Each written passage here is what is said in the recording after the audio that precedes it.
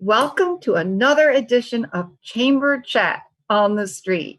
I'm Dr. Vail Garvin, president of the Central Bucks Chamber of Commerce. And today I have with me Tom Kulzer, the president of the international company AWeber.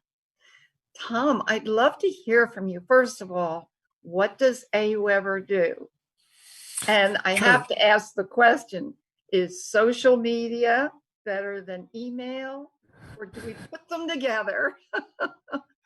Gonna wing that one right out there. Sure. So, well, thanks for having me. So AWeber, we manage email newsletters for small businesses around the world. So think of your email communications that you would have with your customers, prospects, even your internal team, depending on who you are and how you want to educate your own team. So to your question about whether or not social is better than email, I would say social is one of the, so social meaning like Twitter and Facebook and Instagram and those sort of platforms are some of the heaviest users of email itself, which I always find most ironic that people often claim that like social is going to kill email. It's like, well, they'd have to stop using it first.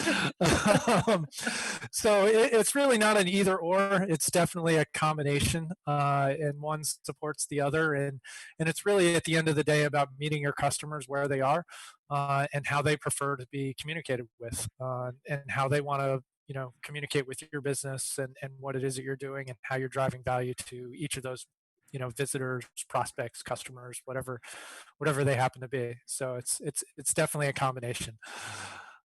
So how did you start your company, and tell us about it? I find the way you've grown the company to be incredibly wonderful.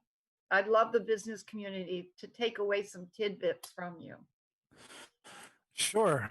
So I started things 22 years ago. Right. We've known Kind of each other that long. It's been a while. So right in the kind of middle of college, actually, I was selling wireless modems, and I developed an automated email follow-up process. So when I had interacted with somebody at a computer show or whatnot, and they asked for more information, I was previously manually following up with them and sending them information that they had requested. And I basically wrote a little program that would help speed that up for me, which ultimately became AWeber. So so AWeber kind of stands for Automated Web Assistant, and it kind of got shortened down to AWeber instead. Like that. So yeah, so it's certainly been an evolution over the years of what we do for our customers and how the technology has changed. And we've grown in the Bucks County area. We actually have team members in 6 states now. Kind of looking at this in the with pandemic times, and we're all remote now. So. And we'll continue to be remote. So while we have a big contingent of team members that are here in Pennsylvania, obviously, that's going to continue to kind of spread across the country and potentially international. Wow. So it's been fun. So I heard that in May you made the decision to go totally virtual, and I keep seeing the beautiful slides that you have in your building. What do you plan to do with the building? I'm just curious. We've been exploring. We have a little bit of some operations stuff that runs out of there with regards to computers and that sort of stuff.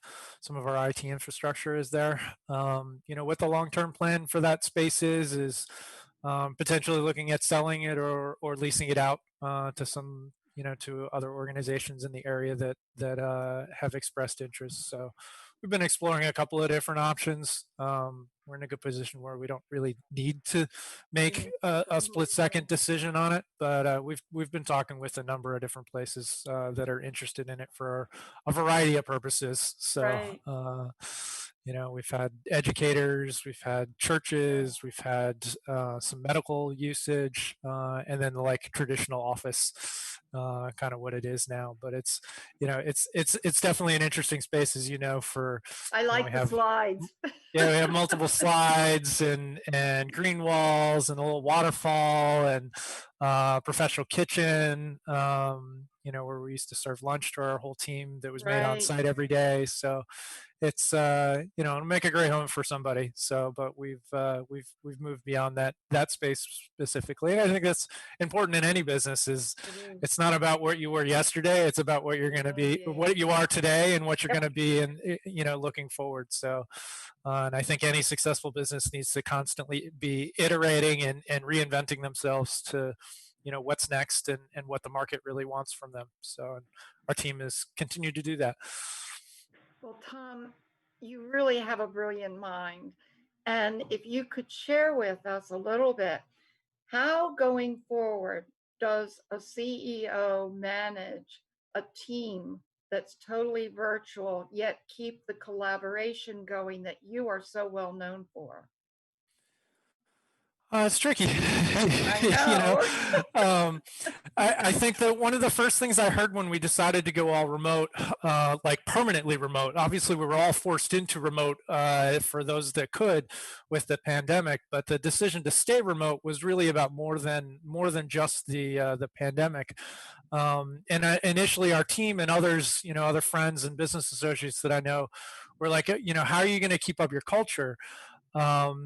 And the biggest part about that is the thing that I've reminded everybody about is like our culture is not our building.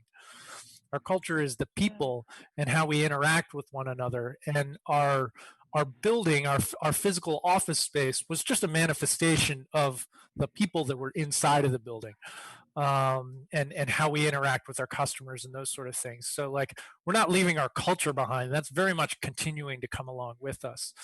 How we as a team have continued to connect. We do a lot of this sort of thing on video. I've seen, I'm trying to think, since March, I have physically seen, I'm trying to think, 3, maybe 4 different team members in person. Wow. And not because we were meeting, it was more that we were just crossing paths to pick something up at the office that we left there that we needed. But it's about creating the ongoing bonds that we have. Like we have, we use Slack and we use video conferencing pretty heavily, and we have little like off topic kind of conversation rooms that we have where we share that's good. pictures of our pets and things about our kids and tips on how how a lot of our kids are schooling remotely now as well, and like what's working, what's not working, what kind of computers should they have, all of those sort of things. And then we have a lot of like social hour kind of stuff where we'll just get together. Yeah, how do you do that? We do that. So there's a couple of some of the different teams. So to give others context, we're about 110 people on our team at AWeber, and some of the different teams inside manage it differently. Some have like standing kind of happy hours on certain days of the week where they have like a video chat link. We use Google Meet internally, and just anybody can join it, whether you're on that team or you're part of the bigger AWeber team. You can join and just see who's there. It's just like a random social hour. So a lot of people will get a drink or a little snack or something and bring that, and it's just like any other happy hour, cocktail hour that you might have with folks. Kind of replace the where we'd go across the street to the local bar and just hang out for an hour or two. Now people are just doing it at home. It's been interesting with reduced commutes and just the number of people that have new hobbies and those sort of things. So people have been sharing their hobbies. Yeah, like we had one of our designers did a session on pickling, and it's like pickling, like making pickles and pickling, like so pickling. Think like canning, yeah, like pickling. Like I know it's kind of like random, out of context kind of thing, but like he did it was like a lunch hour, like, kind of lunch and learn, we could call them, where he was teaching about pickling, and a bunch of our team members that were interested in that joined. You could ask questions about what kind of things you're pickling and how to do it safely. And We we've need had a to do bunch of that at the chamber. so we've done a lot of different, like, kind of happy hour learning opportunity things like that. We have a customer in New York City that runs a comedy club, and we did an evening like Zoom comedy session thing that was fun for different team members to be on. Trying to think what other kind of stuff that we've done remotely. Like, it's hard. We're all kind of making do with what we can. Even running a remote organization in the future, we desire to be together at some point. We'll do like once or twice a year, kind of like, whole company kind of retreat stuff. Just the fact that we've been remote for, what are we going on, 8-9 months now? Right. Is not normal even for a company that's all remote. It's only normal because of the pandemic. So at some point we will get together. We will, have the in-person bond, Right. to get to know Socially each other. But distant. yeah, socially, yeah, it'll probably have to be socially distanced to some extent. But you get to know people as well as you can remotely. You have to make time at the beginning of meetings for not business stuff.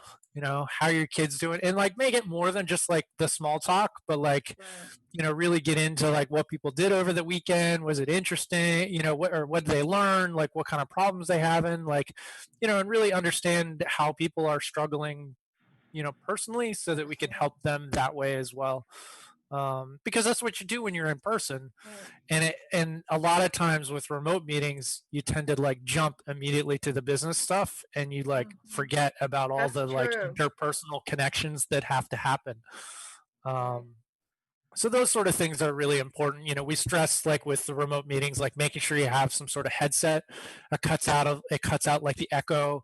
Noise canceling cuts out my kids that are hollering downstairs. They're not hollering at the And the moment, but they dog are. barking. They often, yeah, the dog barking or the doorbell from the FedEx guy. Um, so Good those sort of idea, things though. that make that communication be more, um, as present as you can be, and as non-disruptive as it can be. Even things about like having a good high quality camera, to make it feel like I'm there versus like on the other end of a screen. I think those things matter. Just the same way that they do when you're on TV as like a newscaster or something else. Like that production Right. value, I think, really matters and helps, kind of present yourself differently to the world, You and to your feel team. like you're right here. You're looking That's into the the idea. screen. I mean, it's great. It's great. So yeah, and Great. that sort of stuff matters too. Like just where you put the window on your computer. Like, I can move it over here on another monitor, but like now I'm not talking to you. I'm still looking at you, but I'm not talking to you. Whereas if I move it back here, the window is directly below where my camera is, and that And they matters can look into it. because now I have eye contact versus I Right. don't. So That's a key. That's a key, the eye contact. I mean, looking at you, I'm looking at your picture, but if I look that way, I'm really sure. looking at you. And it feels different too, and I it's hear that. something where, when you're not doing it, like if you had a meeting with somebody in person and they were constantly looking at the ground, like what would you take away from that? You take, like, maybe they're uncomfortable, or they're, feeling awkward, or they're nervous, or like they don't know what they're talking about, versus, if I'm looking at you here now, it's like I You're have eye really contact. connected. It kind of inspires a confidence, and that I actually know what I'm talking about. So, True. but it's like it's those subtle, it's just the subtle physical cues that go along with the voice and the knowledge behind it. So I need a details headset. matter. Uh, What do you think 2021 is going to be like from a strategic perspective? Strategic with regards to the pandemic, or just bigger than that? No, bigger than that. The business communities that's going forward, taking into consideration, of course, the pandemic, Yeah. where it's going to go. What do you see? Are you optimistic? Are you hesitant? And if so, I, why? I am cautiously optimistic. Okay. In my business, we had some early kind of anxiety about the impact of what all was going on when things started to kind of, flesh out. For us being digital, it's been good because we've been an enabler of a lot of businesses to continue to, survive, and in some cases thrive. Obviously not ignoring a lot of the pain that's out there. In July, we started with a free offering, so now any business, any person can use our service for free, for up to 500 subscribers to help get people and give that kind of baseline support for them to be successful. I think going into 2021, there's going to be a continued evolution of businesses figuring out how to iterate in a remote world, because as much as we all want to be back to in person and going out and doing what we do, like, I don't think it's going to be normal anytime soon. Okay. So I think that the businesses that are investing in not what they did a year ago, but what they need to do now and what they need to do going forward are the ones that are going to really, be able to survive and thrive through this. If you want to continue to operate the way that you did a year ago, Won't work. it's not going to work. And Mhm. unfortunately, I've seen a lot of people, a lot of businesses, close just because like they were unwilling to do anything different than what they did before. And regardless of pandemic or whatnot, it's kind of a compete and change or die. Yeah. And I think that it's easy for a lot of folks to get kind of caught up in the like, well, it's what I always did. It's like, yeah, and that's not working anymore, so we need to do something different.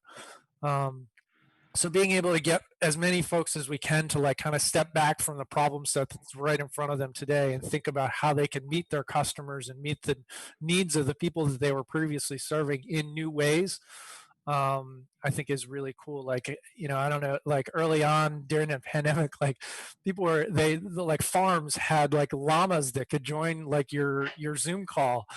And it's like they were monetized. They were basically selling like consulting hours for llamas and farm animals and horses so that you could have one on a Zoom call. That's And I kind thought of that was neat. really Yeah. unique in that, like, I can't physically go there, but everybody's on a Zoom call, and like it's a cool thing to be able to mix up, a meeting of, a half a dozen people with something Love it. new that's unexpected, and at the same way to be able to monetize, the farm animals that are still there. They Wow. can't do So tours of clever. them like they did before, but it's a way to kind of iterate that business in a clever way that they never probably would have done before. So, So, Tom, let me ask you this before we close. Is there anything else you would want to say to the businesses that are out there that are struggling that might need your help? And secondly, how do they go about reaching you? You talked sure. about your free services. Boy, that would be a big help to a lot of businesses in this community. Sure. So you can find us at aweber.com, AWEBER.com. Anybody can sign up free any time of the day. We also have 24/7 And that's customer pretty support. amazing when I read that. Yeah, 24 7.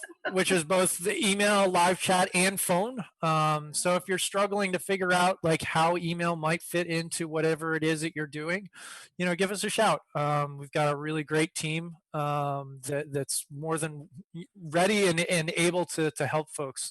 Whether you're on our free plan or our paid plan, our support is available to everybody, which is not that way for other competitors out there in the marketplace. So, give us a call and see how we can help.